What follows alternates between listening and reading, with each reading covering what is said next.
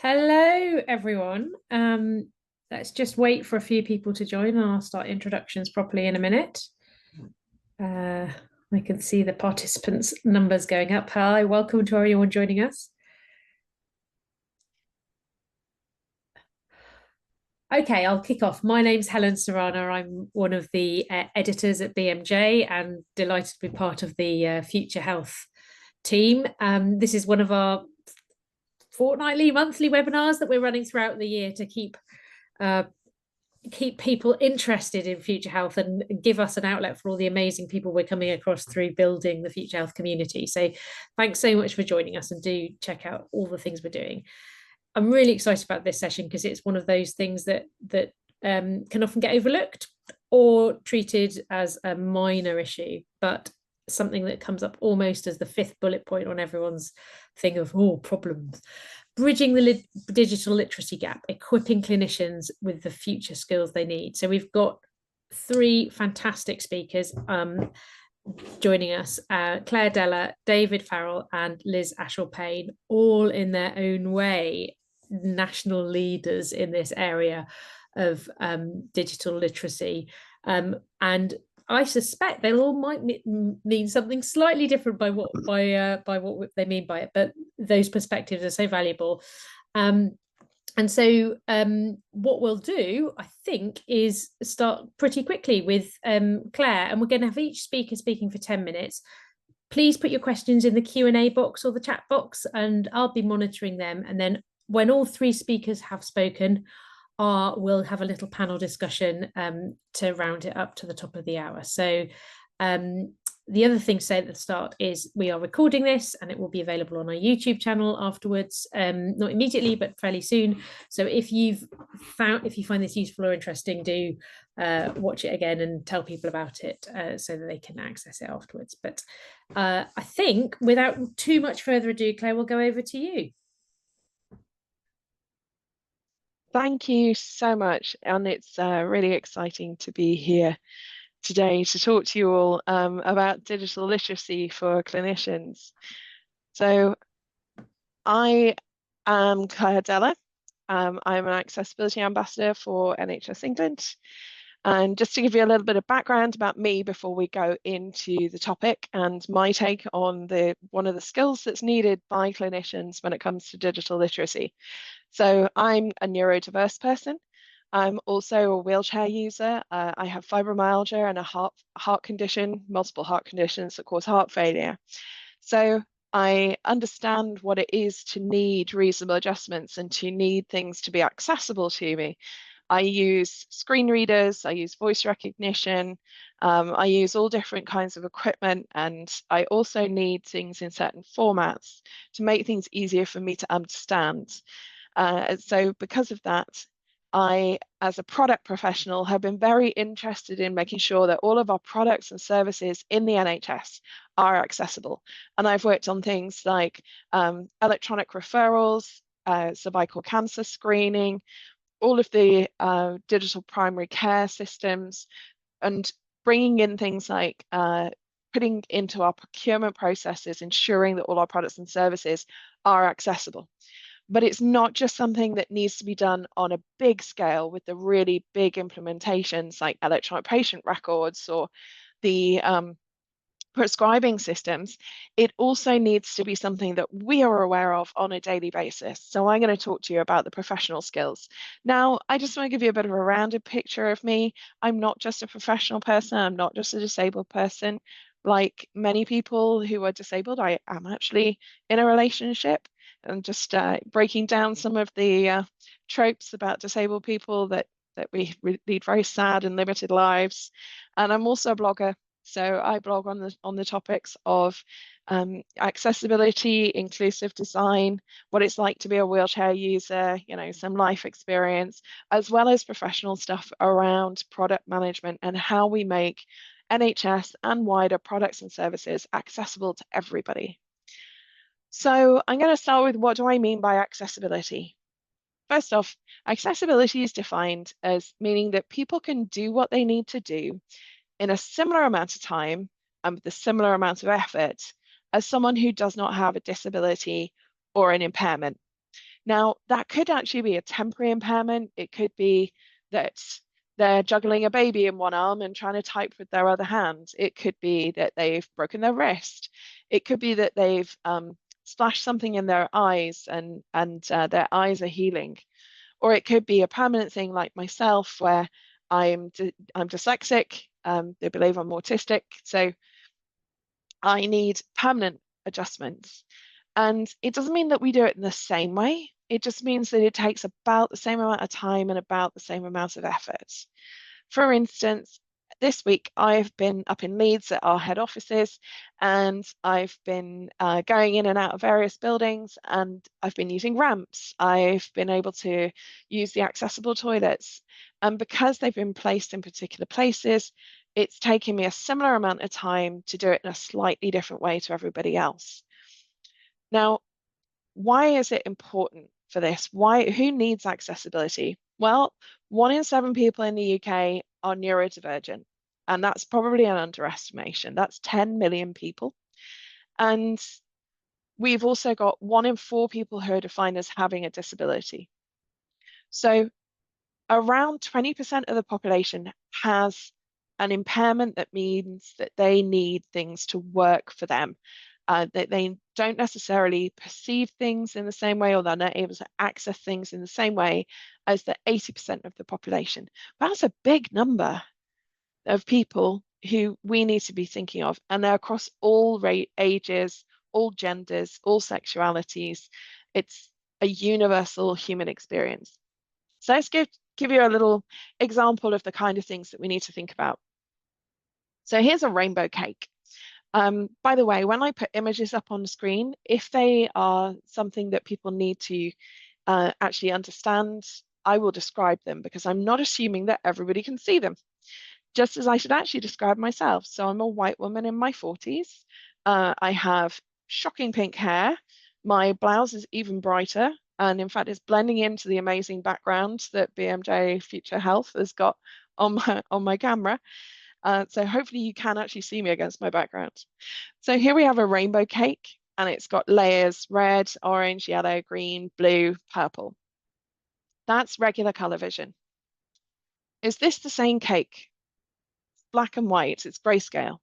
So different shades of gray, but is it the same cake? Yes, it is. It's how it's perceived by someone who has no color perception, monochromacy. And then we've got another one, which actually really doesn't look particularly appetizing to me as somebody who has normal color vision. And this one is various shades of kind of khaki green, yellow, and blue. And that's for people who have missing green perception. So we need to think about, for example, when we are handing out leaflets or creating information for our patients, have we taken account of the percentage of the population who have colour vision impairment? So why is accessibility important? That's just a really small example. There are many reasons we should be making things accessible. First off, accessibility is a clinical risk. I worked on the cervical screening program, where we were building a new system for managing call and recall of patients and people with cervixes who needed to be tested. And there are dates in that system of when people need to be recalled. Now, depending on how the date has been formatted in the system, my screen reader might read it as 1 August 2025, or it might read it as 8 January 2025, because the screen reader might misinterpret it as being an American style date rather than an English style date. So that's why we set really clear rules on how we write dates. And actually, systems should show, and in letters and any information that you give to your patients, even as an appointment card that you write it down on, it should say the full name of the day of the week, like Wednesday, 1, not first, because the ST is more difficult for neurodiverse people to take in, and then the month written in full and the year written in full. So that's a clinical risk. My screen reader, or if my dyslexia means I read that date wrong, I could take action at the wrong time, and that person could come to clinical harm. Also reduces costs. Systems that are accessible are easier to use, and they are less likely to break. And therefore, they're actually easier to maintain and they're quicker for people to use. So it reduces the cost of them. It also reduces the cost of having to make adjustments later. Instead of having to have a special separate set of letters for people with neurodiversity, just make all of the letters neurodiverse friendly. That's reduced cost. It's also a legal requirement. The Equality Act 2010 states that we need to provide reasonable adjustments for people, and the Health Service is one of the biggest organizations worldwide providing adjustments for people to ensure that they have equitable access to health. And of course, we've been talking a lot in the NHS and the 10-year plan about that shift from analog to digital. Now, one of the really interesting facts that I came across recently is that actually, the majority of people in using the NHS app, the biggest user group for the NHS app is the over 65s. It was the fantastic Control Plus Care podcast just launched by Katie Thorne that I was listening to on Sunday morning, and I heard that and I was like, oh, that's an interesting one. I need to remember that. So actually, this impression that the older generation are not using tech is totally wrong, but they are the biggest user group who also have access needs. So the simpler you make it, the more likely everyone is to adopt it. So I'm just going to quickly look at the 4 accessibility principles. So you've got an idea of the kind of things you need to be thinking about when you're writing up your notes, because of course, this isn't just about patients, it's also about your colleagues. Or when you're creating, for instance, an exercise program for a patient with heart failure like myself. First off, is it perceivable? And that's not just can they see it. If they're using screen readers, can they hear it? If they are using Braille, does it come through? Is it operable? Can they actually physically use it? Can they find the menus? Can they click the buttons? Is it understandable? Are you using simple language? On the NHS website, we're very careful to talk about, for instance, poo and wee rather than feces and urine, because we're aiming for a level of English that's understandable as clearly as possible for as many people as possible. And this is where universal design accessibility, it's not just about disability, it's about all kinds of impairments, including language and perhaps English as a second language. And then finally, is it robust?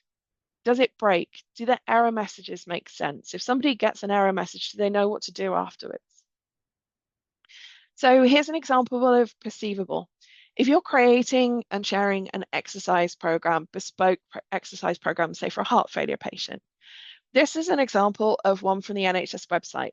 This is an image of a video showing some Pilates. And it's also got an option for people to click to get a transcript so they can listen or read to it without having to watch the video. Maybe they haven't got enough data to watch the video. Maybe they can't perceive what's on the video. Or maybe they're autistic and they're overwhelmed by the content of the video. And it also has an audio description. So imagine you're listening to the video and trying to follow the exercises, but you can't see the person on screen. Having an audio described means that a person with visual impairment, for example, is able to actually hear it. And as somebody who's tried to follow an exercise program and you're trying to look at the screen while lying on the floor, it's really useful to have the audio description, even if you don't have a visual impairment. Understandable. So this is a page from the easy read version of the British Heart Foundation booklet on keeping your heart healthy. And you can see how they've used very clear, very simple language. They've got a really plain background with really strong colored text. And the images that are with them are really descriptive and useful, but not complicated. Operable. For example, you might be designing forms for patients to report their own data. For instance, I'm going to be wearing a 5-day ECG tape in the beginning of August to see how my heart's doing. And I have a piece of paper that's issued with it where I have to write down every time I feel symptoms. Imagine if you could actually do an online form that's automatically uploaded to your clinical system. But here we have a picture of somebody using a Braille output reader. So what happens is it takes the text that's on the screen and it creates the bumps that form Braille. So the person is actually reading the form with Braille. So by making sure your form is using something that we know is accessible, like Microsoft Forms, for example, we know that it will work with, for instance, a Braille output or a screen reader like I use.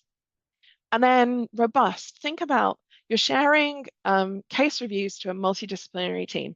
Somebody might access it on their phone, someone else might have a computer, someone else might have it on a tablet. If you've done it in PowerPoint, it's going to be really difficult for them to see that on the smaller screens. Whereas if you've put it in Microsoft Word, not only will they be able to enlarge it, see it easily on that screen, scroll through it easily, but also screen readers work much better with Microsoft Word than they do with PowerPoint. So that's one way that you can just make it so much easier for your colleagues. Right. I've talked a lot about individual examples of how clinicians can bring accessibility into their everyday practice, but I'm aware that a lot of you out there are also involved in policy and systems design. So think about when you're doing user research, when you're looking into what do people need, what is the need out there in the population, make sure you're including people who have access needs in your research. If you're designing for them, everybody else will already be sorted, because if it's usable to me, it's going to be a lot easier for everybody else as well. So that's important for bringing patient and public participation into your policy and your service design. Personae are a really useful trick. These are little pen pictures that we write of an individual. We might say, this is Hannah, and she is a wheelchair user. Her hands don't work properly because of rheumatoid arthritis, and she's dyslexic. But she uses her mobile phone a lot, and she has a screen reader. And using that, you can then look at your system and go, okay, how would Hannah use this? How would Abdul use this? How would Paul use this? Different personae that allow you to kind of have like a little idea, a little example of the kind of users that you've got, and can they use your system? And they've got different characteristics. So design for that 20%, the other 80% will be fine. Also think about making your consultation process accessible. Are the forms accessible? Is the content accessible? Are you publishing easy read versions? And are you publishing them in formats that work with screen readers, Braille output, in other languages at the same time? Because if you're not publishing at the same time, you're disadvantaging people like me, because they don't have as long to respond to the consultation as somebody who doesn't have an impairment. Think about your colleagues' access needs. And also think about what format are you going to publish your results in. PowerPoint is fantastic. I'm using PowerPoint right now, but it is a visual aid to a presentation. It's not a reporting format. Also, bear in mind that PDF doesn't work well with screen readers. Publish where possible in Microsoft Word. So what do I want you to do now? I'm going to send you some resources afterwards, such as the NHS Digital Service Manual. The principles in there are really simple. There are checklists that you can use. They can help you. They're not just for websites or for clinical systems. Apply them to your letters. Apply them to your presentations to your colleagues. Apply them to your exercise programs that you're designing or information leaflets that you're giving to patients. Use the accessibility guides that we will send you links to. Things like the Hemingway app. You can put any text into the Hemingway app. It's a free app online. It's just a website. And it'll tell you all the places where you've made it too complicated. You can change it on the screen and it'll show you the reading age has improved. And then things like the Silktide free accessibility checker that you can install on your browser. It's got loads of ways for you to check stuff, and it's not just for websites. For instance, this presentation, I was able to have it open next to my browser, and I could click on any color combination and tell me whether someone with a visual impairment would still be able to read that text. Now, lastly, I'm just going to give you a few ChatGPT prompts that you could give a go, because ChatGPT has the potential to really make things much easier for all of us, and other AIs do exist. How do I make this document accessible? Put a document in Copilot, Perplexity, ChatGPT, whatever you're allowed to use. How do I make this document accessible? And it'll give you tips. How do I make my policy consultation accessible? Ask it, what are the things I need to consider when doing policy consultation with people with access needs? Or what are the top 10 accessibility things to consider when creating an online exercise program? Thank you so much for listening. Apologies for probably going over time, and I'll pass back to the team. Not a problem at all. Thanks so much, Claire. I think you fitted so much into it about your work and your understanding, and especially those resources at the end, which will make sure everyone gets access to. We're just going to go slightly out of order because, ironically and somewhat unsurprisingly, for a webinar about accessibility and literacy, David's had a few issues joining us, but he is here and will be joining us soon. But I thought we would go straight now to Liz, Chief Executive of Orca. Thanks so much for joining us, Liz. I think a lot of people know about you and Orca, but do introduce yourself and bring your perspective. Thanks, Liz. Thank you so much. And Claire, that was really interesting and really insightful. So thank you. So like many of you on the call today, I started my career as a clinician working in complex paediatric care. And what I'm going to talk to you about today is the opportunity that digital and digital health brings. And the reason I got interested in digital health from being a clinician was because as a clinician, I got really frustrated with the fact that I could only see one patient at a time and felt like I wanted to provide access to healthcare services to more people. And of course, when I first started working clinically, it was a long time before we had technology and a smartphone. But when I saw the rise of technology and the smartphone and digital health tools, I thought this is an incredible opportunity to provide access to healthcare to more people, millions of people, all at the same time, from their pocket. And so my session, my 10 minutes now, is going to touch about what do we need to think about if we're going to engage with digital health technologies? How can we make sure that we know if they're safe and effective, and what some of the challenges are that we might need to think about? So I'm going to share my screen, and hopefully you will all be able to see my slide decks there. I'll start it from the beginning. So I'm really talking about how do we unlock the future of healthcare. Digital isn't going anywhere, it's here to stay. You can read all about digital in the 10-year NHS plan. And one of the reasons I'm really, really supportive of the BMJ running these sessions is because as clinicians and workforce working with patients, we're not really trained in the world of digital health. And so I reflect back on my training, which is 25 years ago. And actually, it's not that different today. And it certainly doesn't have digital running right the way through it. But we do have a huge opportunity when it comes to digital and digital health. And most clinical and medical workforce believe that these things could help our patients. So I'm just going to start with the size of the opportunity when we talk about digital health. And when I talk about digital health, I am talking about health apps, but I'm also talking about software. So anything that's like a portal or a web page or a website, I'm talking about those technologies. Now, what you may not know is that as of today, there are over 6.5 billion smartphones on the planet. And that's actually more than we have toothbrushes or toilets. And so a lot of people have bought a smartphone device. And it's really interesting looking at some real third world countries, they still have access to a smartphone. What we also know is that every single day, this is a global number, 5 million people will download independently a health app. We also know that clinical teams believe that these technologies could help their patients. There's a but that I'll come to.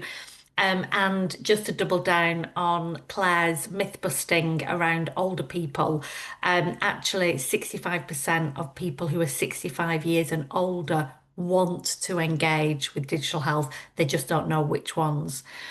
And so the opportunity we've got is massive when it comes to digital. But we have a massive problem. So there's currently about 365,000 digital health technologies available.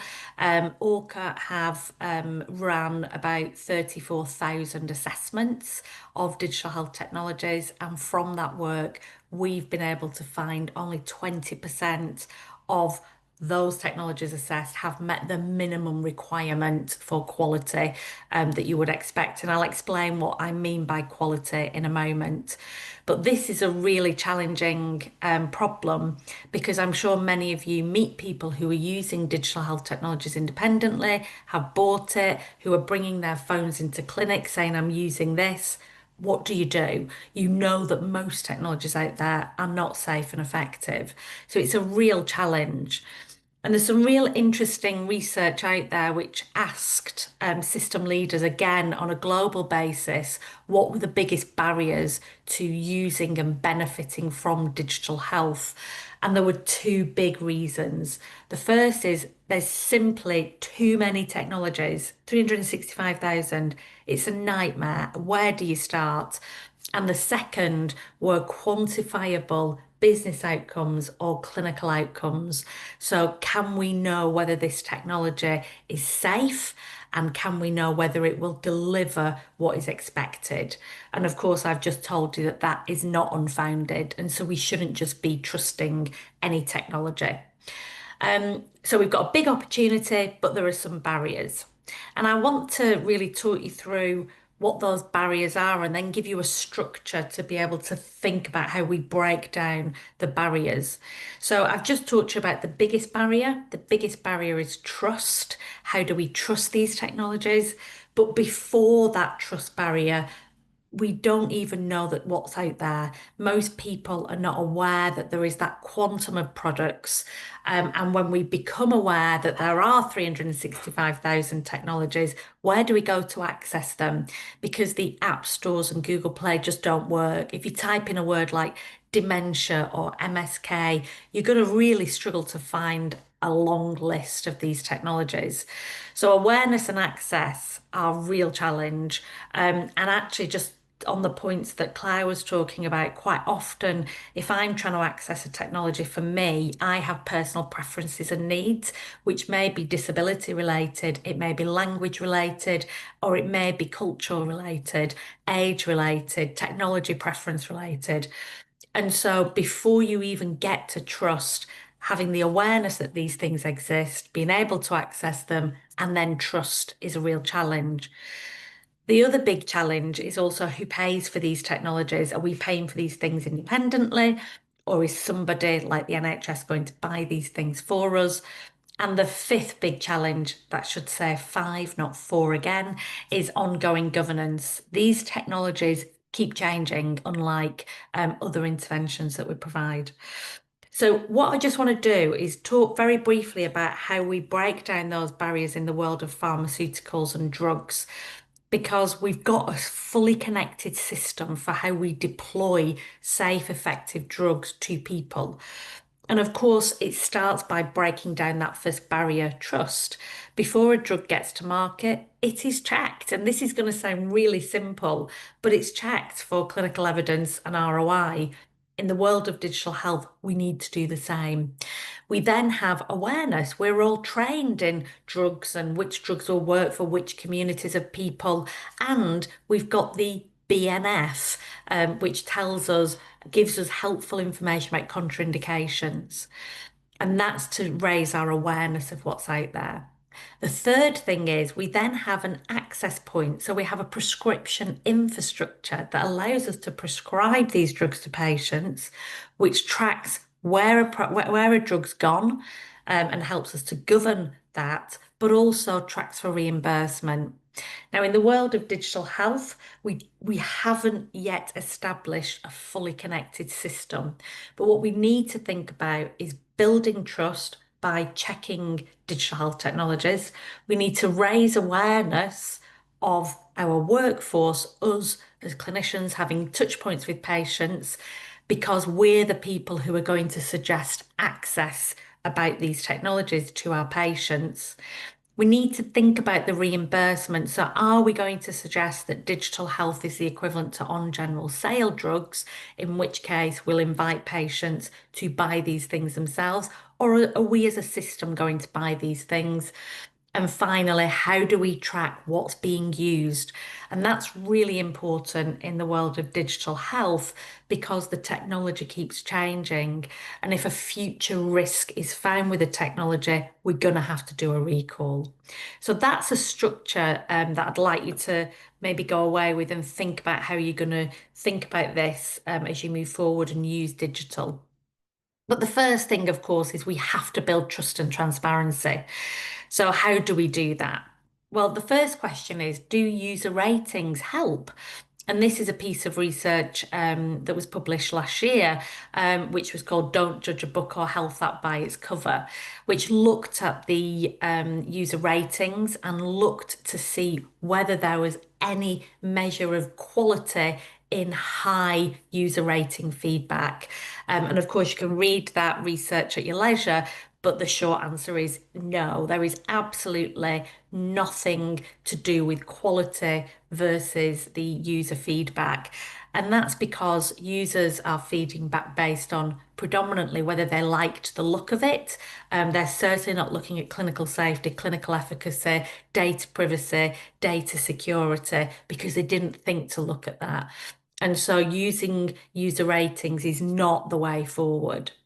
Now, what we've seen happen globally is that there have been the creation of digital health assessment frameworks. And you can see there in the top corner, the DTAC, which is the NHS Digital Health Assessment Framework for technologies to be used in the NHS.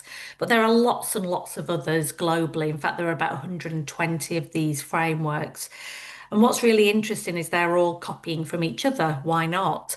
And a lot of people are copying what's been developed in the NHS because the NHS have been looking at this area of important need for quite a while.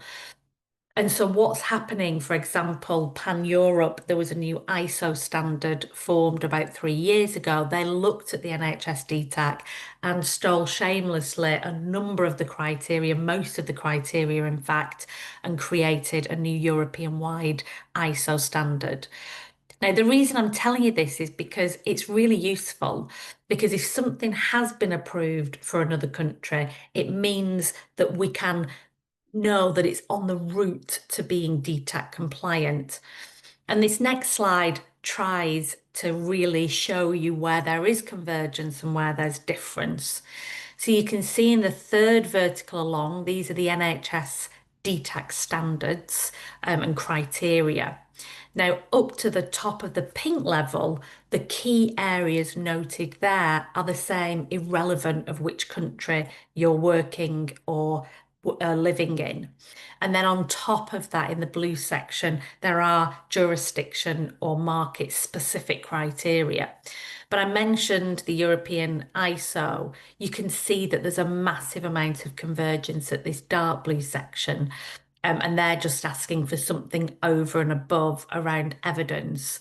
Now, interestingly, in the NHS, we also ask for evidence, but it sits outside of the DTAC. That sits with NICE through the evidence standard framework. So in practicality, it's pretty much exactly the same, apart from the NHS are asking for some additional data analysis. So that gives you a world tour. But what I want to do is just double down on what I mean by this global baseline review. What criteria should we be thinking about as a very simple baseline? And then what's included in the DTAC. So the global baseline review looks at these three key areas. Data privacy, which includes things like you will have heard of GDPR. In America, read HIPAA. Privacy policies, data use, data storage, and other existing standards like ISO 27001, 9001.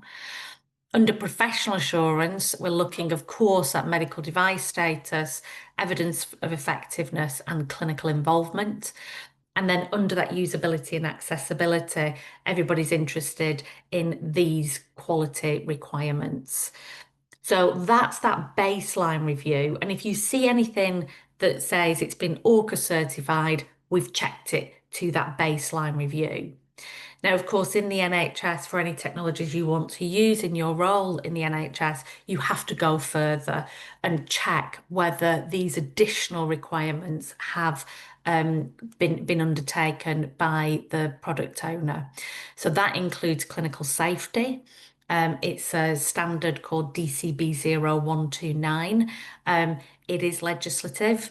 The Data Protection Information Act, the DPIA, and also things like technical assurance like penetration testing and cyber essentials, SOC 2, etc. So that's the additional requirements. Now, if you are a clinician, you're highly unlikely to know how to check these things. So you might need to find somebody who works in information governance, or find somebody who's already undertaken this work, because it is complex, it's not simple, and of course it's ever changing. So with the introduction of AI into digital health technologies, we now have to also check the AI element should it be required, and we have to recheck everything as the product changes and updates. So I just wanted to finish really with, what does this mean in practice? So once you've built trust and transparency, can you now just deploy that technology to everybody? So say, for example, if you found a diabetes product, I live with type 1 diabetes, does that then mean that you can deploy one technology to everybody who's got diabetes? Well, the short answer is no, there is no one best technology. And Claire really set me up well for this point. Of course, it depends at what point somebody is along their patient pathway. So are they at diagnosis point? Are they having treatment? Is it being managed? What point are they at? Also, you can see the small pictures on top of this. Where in the world do they sit? What language do they want? What age are they? Have they got a hearing impairment, a visual impairment? And so one technology does not meet everybody's needs. And the reason I wanted to talk about that is because one of my big messages is this is not about a product, it's about a pathway. And so one of the things that we do, and we work with the NHS on this, is we're creating pathways of products.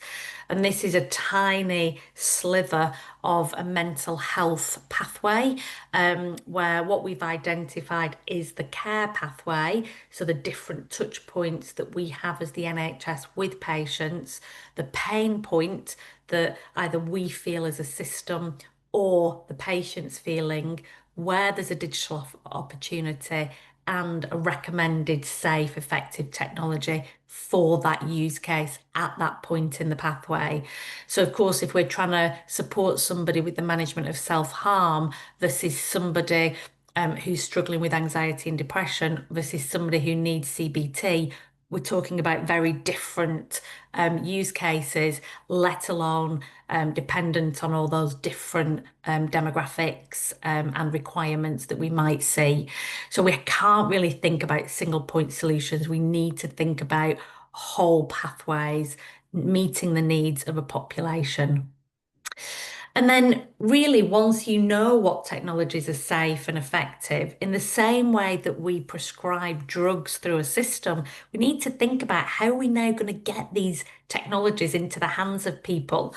You know, I'm very mission driven, and ORCA may be known because we assess and check products, but that isn't our mission. Our mission is to get these technologies into the hands of people. So how do we do that? How are we going to prescribe or provide people with an environment with access to safe technologies? And that bit's really important. And if anybody's interested, we do a lot of work with the NHS creating targeted libraries and targeted formularies. And you can see case studies that this is one way of doing it. So the key learning that I'd like to leave you with is, first of all, safety. Safety is critical. We need to know if technologies are safe and effective, and ideally we want to be sharing that compliance data so we're not duplicating that effort.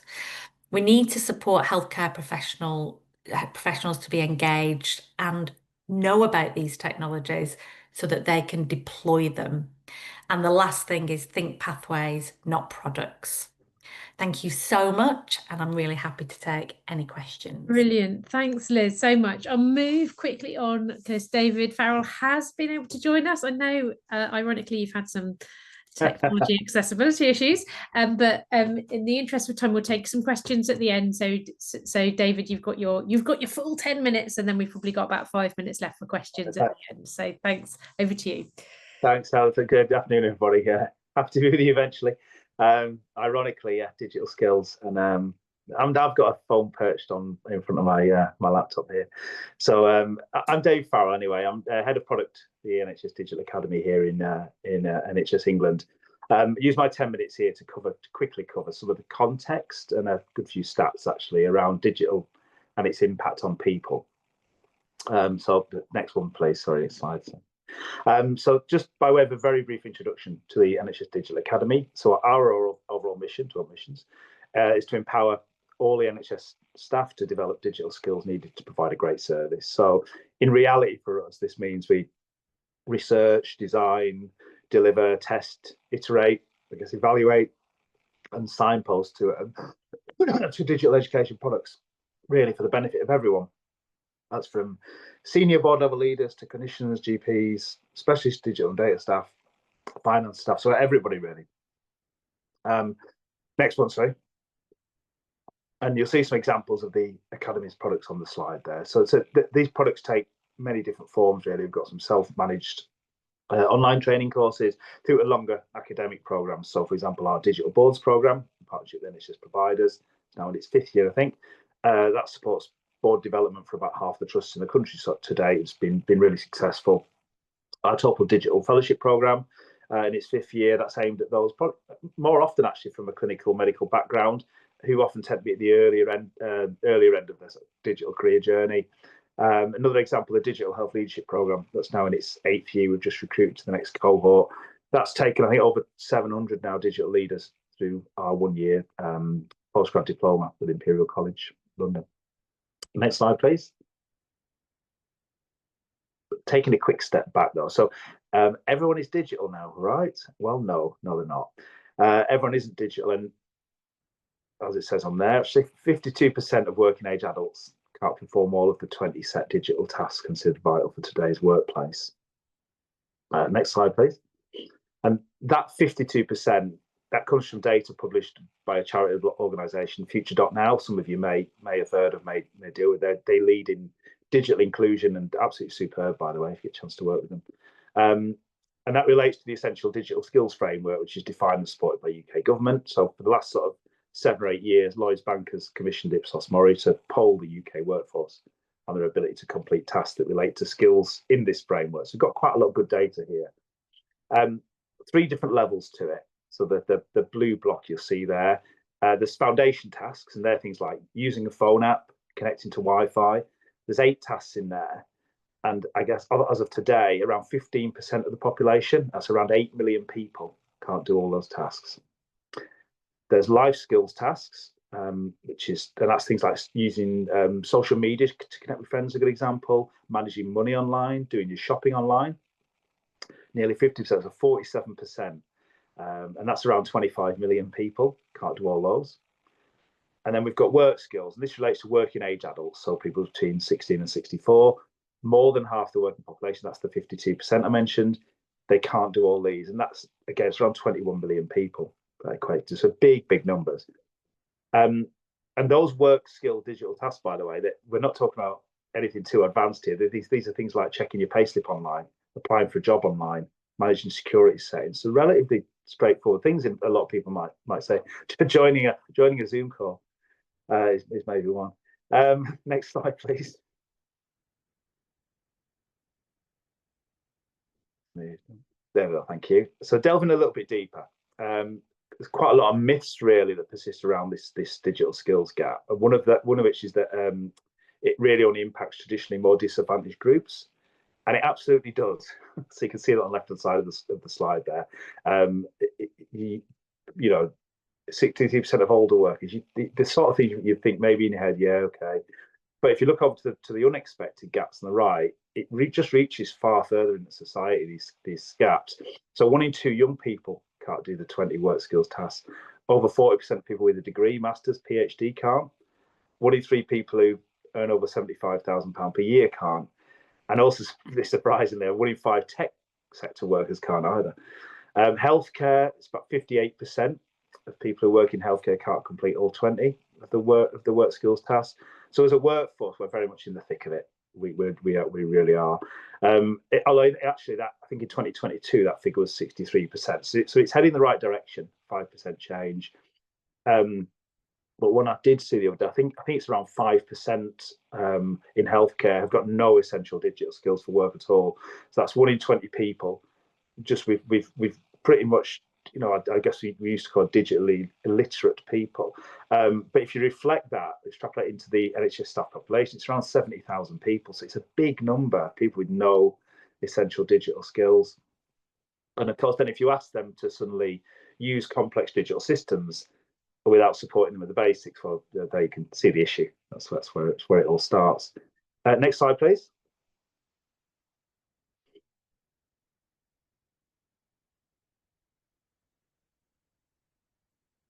That slide's moving on. Oh, there we go. Thank you. And so why this matters? Well, it does matter, and it matters to people. So people are missing out on opportunities, on wages potentially. People are struggling to access important services. NHS services is a good example. It matters to business from a productivity perspective. For example, I saw something recently that said around a quarter of trust staff receive over 50 emails a day, and a third of them people find that just unmanageable. So obviously there's going to be an impact on patient journey and experience. It's obvious. Cybersecurity. So of the top 10 tasks that people are missing, 4 of them are about being safe and legal online. And finally, it really impacts digital transformation. The next one, please. And the data, you just go click it again. Actually, I think it needs to there we go.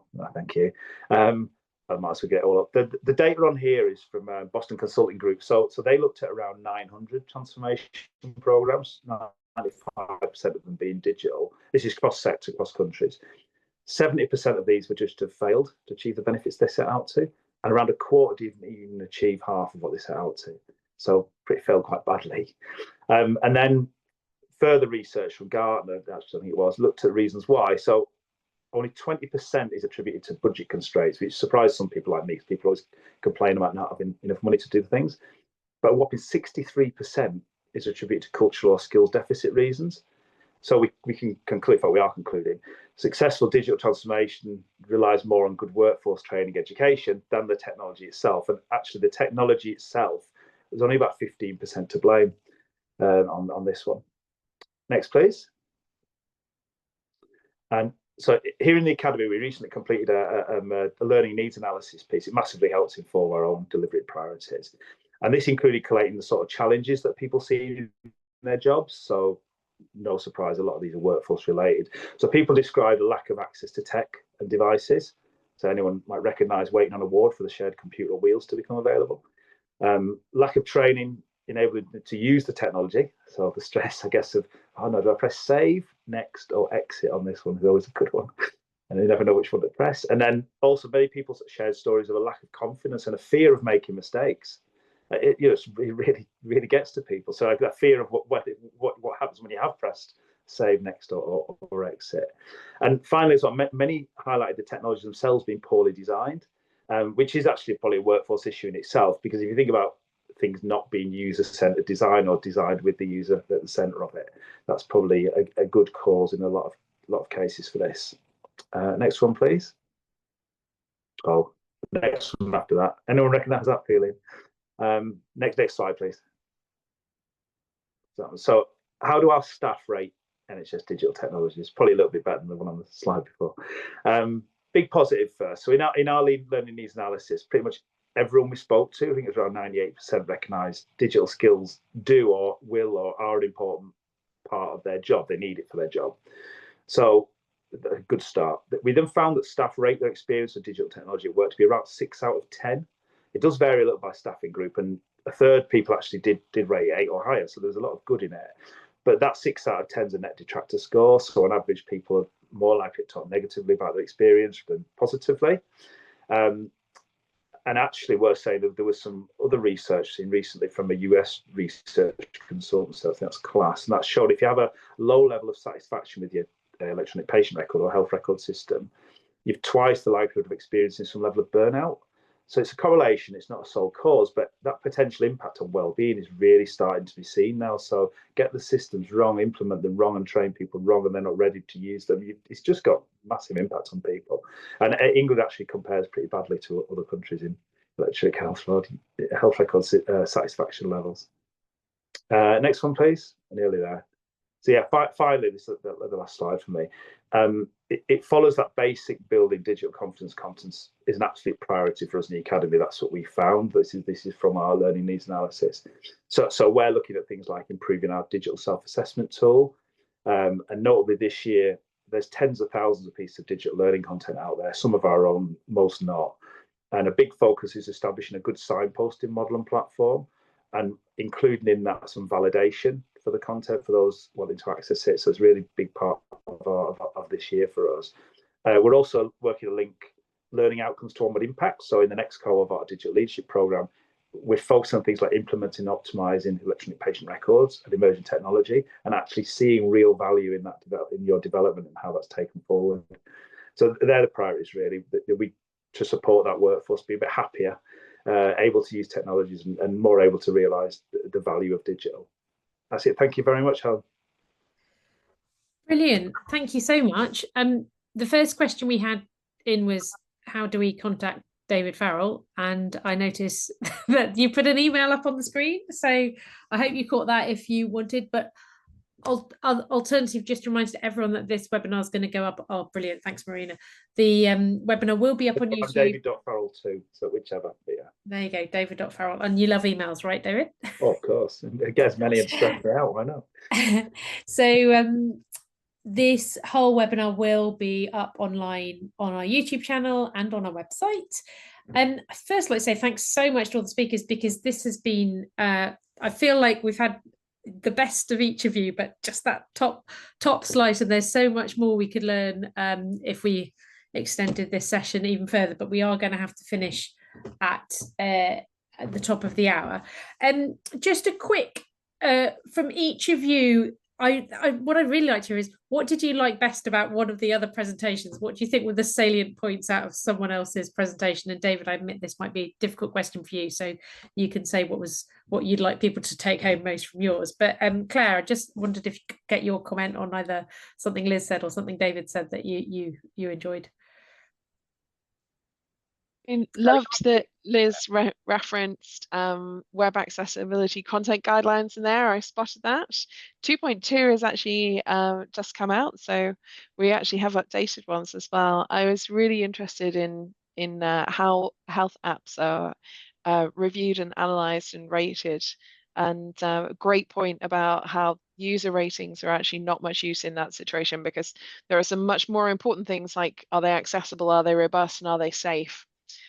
So yeah, that was a really fascinating element from Liz's. Thank you. And of course, David, you just make my point that everybody needs to know how to do these basic things, and also the easier we make those basic things, the less likely it is for people to make mistakes, and they'll have confidence.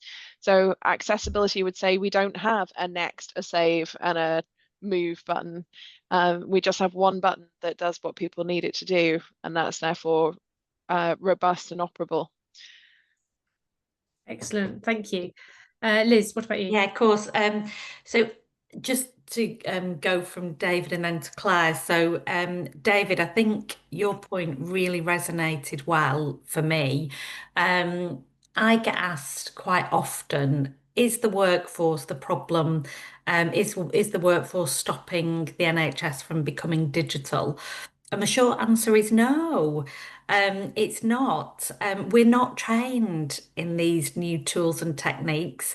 And what we are trained in is to recognise that we first do no harm. And so if we don't know about the technologies and we're not taught how to use them or embed them into clinical care, we're not going to use them because it introduces a new risk. So I really loved all your stats and information about what the reality check is out there, given some of the policy direction.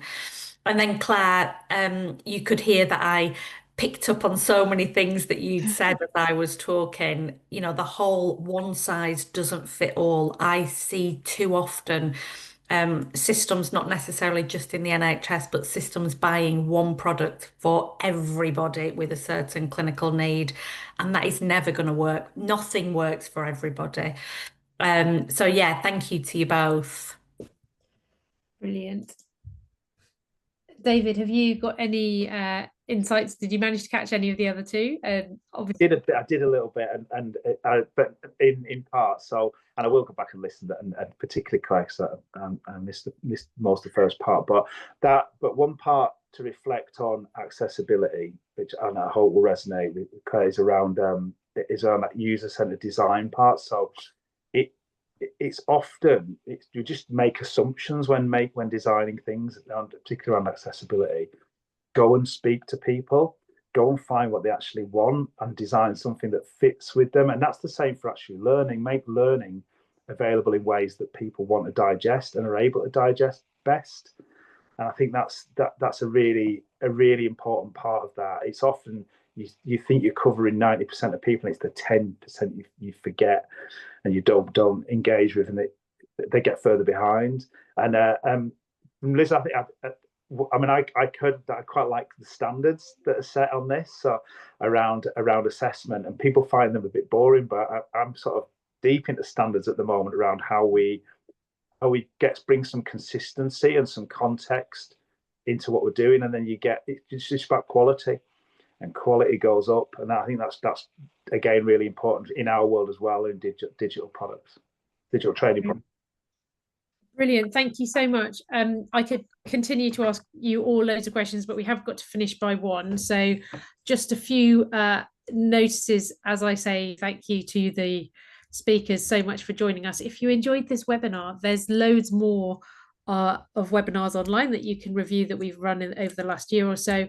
And there's also the Future Health event happening in November, which I think there's a slide about, Marina. Yes, registration is now open. The programme is now live. Do look at the programme. The programme will have a few additions going up for it in the next few weeks or so, but please do come along. We'd love to see you there. We think it'll be a great event. You'll get the opportunity to dig deeper into some of these really important digital health questions that you might be interested in. It's open to all. And if you've got a problem, you've only got till the 31st of July to solve it. Now, this is as an academic publisher, we run things called call for abstracts when we ask for scientific research on a particular subject. This is, we want your frontline clinical problems. We want to know what the issues that need to be solved are from the problem point of view. So we don't want you coming to us with fancy ideas for solutions. We want you to say, this is something that needs solving. And together with the Future Health community and our expert panels and everything, we're going to solve those problems. There might be solutions out there you don't know about. There might not be solutions out there, and people wanting to build solutions and really shift the dial on healthcare. So please do submit your problems by the 31st of July, and the most interesting ones will be selected. Next webinar, 29th of August. Oh, you've got a month off to watch all the other webinars. And this one will go hard into AI and the role for LLMs in healthcare. So that will be a really interesting one with Simon Wallace and Neil Speak. But it just leaves me to say thank you very much to Liz and Claire and David. I've really enjoyed it. I wish it could have been longer, but hopefully we'll be able to get back and continue the conversations in the future. So thank you very much, everyone, and do fill in the poll that I think is coming up right now, whether you liked the session or not, and any feedback is always welcome. Thank you so much.